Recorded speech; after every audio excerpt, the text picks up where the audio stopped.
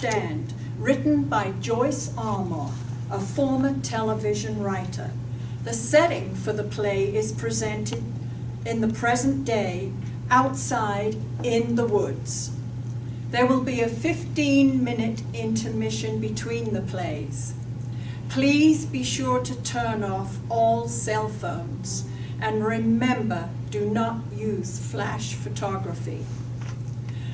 There is 2 restrooms in the building. One is to my right and the other is in the back of the room. And now we will continue with the plays. Thank you for coming out, and we hope you enjoy an evening of one-act plays.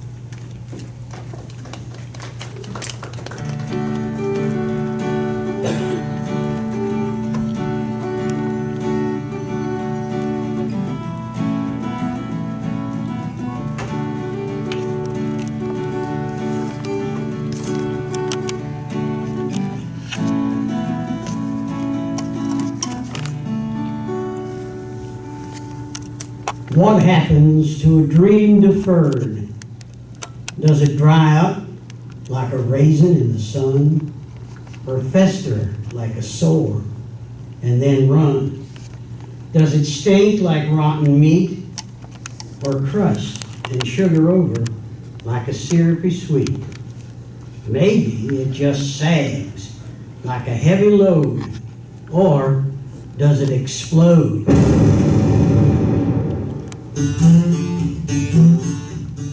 The old house appears blistered in constant shadows and rust. The inhabitants are strangers to modern life. The people who live here are humble and proud, hard-faced white Southerners, 5 generations back of Franklin County kin. Under a backdrop of stars and the kind of moon that comes in jars, the Rathburn men boast about getting or kicking ass, as brown rivulets of tobacco juice run down their slack-jawed chins, while hound dogs bay in their endless chasing of rabbits and coons. The women, with faces wrinkled in frowns, spend their days in endless chores, wishing their men would better themselves. Come evening, they say prayers as they sip a little shine, contemplating the sins of their men. My days sure be long, stuck in this room, just me and my radio. I wish these here bones didn't hurt me so. I'd like to go out into the yard and maybe the garden and plant me a few flowers so I'd have something pretty to look at. Maybe I'd fix me a nice cool drink and sit in the sweet sunshine. Oh, if only I was able. I ain't been right since the day I fell tripping over one of them Beagle pups. Done broke my hip, I did, laying on the damn cold day for nigh on 3 hours. Weren't no help. Oh, Lord, Lord, where could Claudine be?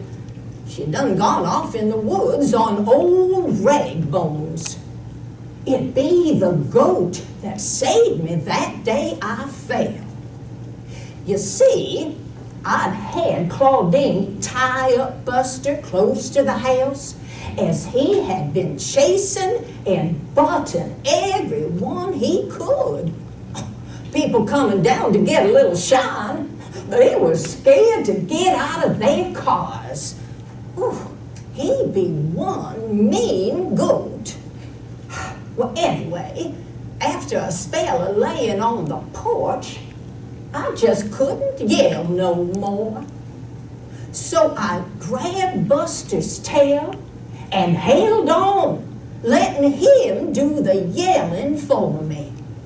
It weren't long before Claudine came home. Ooh, took me inside, and my hip was a-hurting me something fierce. Now, Claudine had been up to no good. I could tell. She's been acting like those critters does when they're in heat.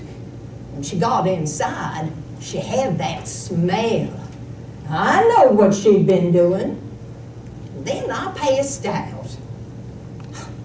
My bones ain't been right since.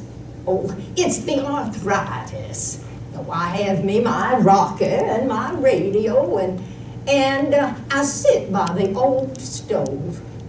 Oh, people buy and shine, well, they come and go, and so I get a little company.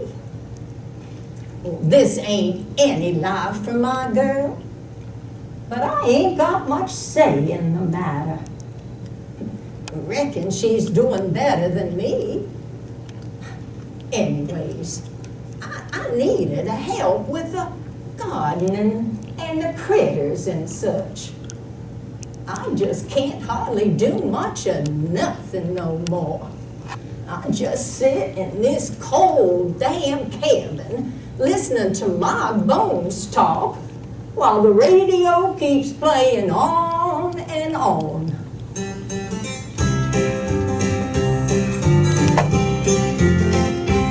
Come listening to a radio station where I grew up here on the home place. Ain't never lived no place else. It's 3 miles up the dirt road just to get to the main road. And then it'd be 9 or 12 miles just to get to town. I never went nowhere much growing up. Weren't no other kids for me to play with but my cousin, Lula Mae, who's 7 years older than me. I don't see her much because she's gotten herself a job selling Mary Kay cosmetics. She's always going here and yonder, as far away as Roanoke, Rocky Mount. Aunt Beulah and Uncle Dewey don't live far away. They be Lula Mae's parents. Aunt Beulah says that Pa says Aunt Beulah has highfalutin ways and puts ideas in Lula Mae's head. I have another uncle, Willie Ray. He's Pa's younger brother. He ain't never married. It's probably 'cause he lives deep in the woods and he smells like a polecat. Pa brought home an old car that he traded for some old bathtubs he used as troughs to feed his pigs. Pa always be trading stuff for his squeezins. That's how we got by. Never did know what Pa would be bringing home next. Maybe a gold, bread that didn't get sold at the day-old bakery. When he brought home that car, I jumped up and down. I be 15, chomping at the bit, just like old Ragbones, my horse. I'd been wanting to gallop into the city, feeling the urge. Oh, that car be my way into town. Claude let me sit in it some, even let me drive it to the main road. Then I come home one day, and it be gone. He traded that car for a flock of guinea hens. I hated them guinea hens ever since. I took great pleasure in cutting off their little heads and frying them up. Yep, I did. Now I heard from my daddy, Tomcat Crawley Sr., that if you want some shine, Claude Rathburn's the man to get it from. Now I knowed where he lived, being as me and Claudine had gone all the way to the 6th grade together. Now I parked True Blue, and that's my Mustang, and I got out. A passel of dogs had jumped up all over me, getting that Franklin County red dirt all over my damn clothes. Walking onto that porch, I had to step over more nasty, dirty dogs laying up on that porch. Well, if it ain't Tomcat Crowley, it sure is good to see you. Sit down, son, and have yourself a bowl of beans while you wait. Claude will be here directly. And I could hardly believe it was Minnie. She's sitting in the corner, draped in a dirty old quilt, looking like weren't nothing big enough underneath that quilt to be bones. Now, Claudine, on the other hand, had expanded to what you might call a robust woman. It seemed to me that Claudine had done sucked all the fat right off her mama and put it on her own self. Now, I was eating pinto beans when Claude walked in. What you doing here, boy? Your pa send you? No, sir. I came on my own, and I got me $20. What's it gonna hurt him, Pa? He's gonna buy shine somewhere. We sure could use that $20. All right, Claudine, take him on that shed, get him a couple of jars, and be quick about it. Yes, Pa. Claude pockets the money, and Tomcat and Claudine walk outside. Claudine's eyes grow as big as her ma's dinner plates when she sees True Blue. Is that your car, Tomcat?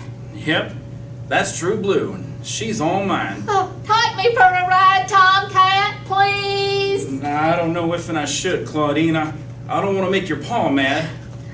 If you give me rides in your car sometimes, I get you all the shine you want. And won't Pa never know. It's a deal, Claudine. So I've been thinking, so what if people say I'm keeping company with a ugly, fat girl with rotten teeth? I'd just be doing it for her daddy shine. Don't nobody have to know. We just gonna do some drinking in True Blue. No one gonna see us anyhow. Plus, me living up to the name I was born with, one more girl won't make no never mind.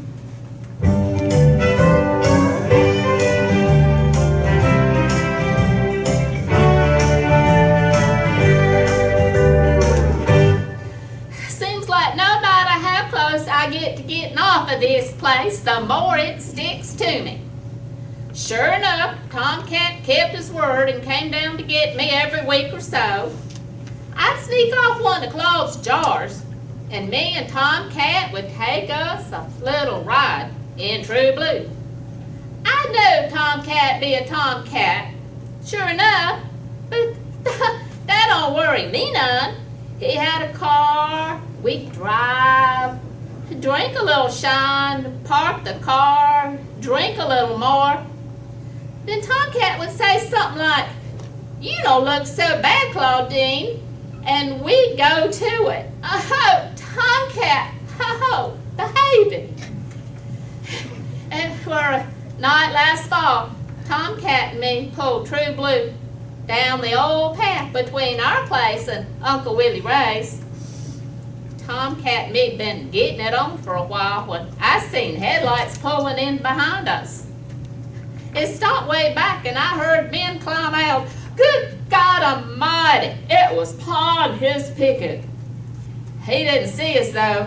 We'd be too far down in the woods. What are we gonna do, Tomcat? How are we gonna get out of here without Pa seeing us? I reckon we ain't, Claudine, not until Claude and his friends pull out. Oh, so there we sat, watching one car after another pull in next to Pa's pickup. The moon shining down on us done fell and the sun had come up. Pa and the boys finally finished all their transactions and Tomcat drove me home.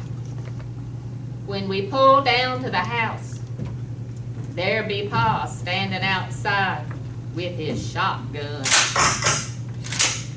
Get out the car, boy. Right now. You had my daughter out all night doing God knows what. Now there's gonna be a wedding. Don't get no more ideas about leaving here, Charlene. You ain't going nowhere. Tomcat, he be moving in. You need it here to help take care of things for me and your ma. Tomcat, you best get used to being a married man. You hear? You and Claudine ain't gonna be leaving. Now I know Claude wasn't bluffing. He'd been drinking and selling shine all night, and he was mighty riled up. He didn't let me nor Claudine out of his sight. Once he sobered up some, he took me and Claudine to Rocky Mount for blood tests. He did let me call my mom and daddy from the general store. They was invited to the wedding next day at Claude's.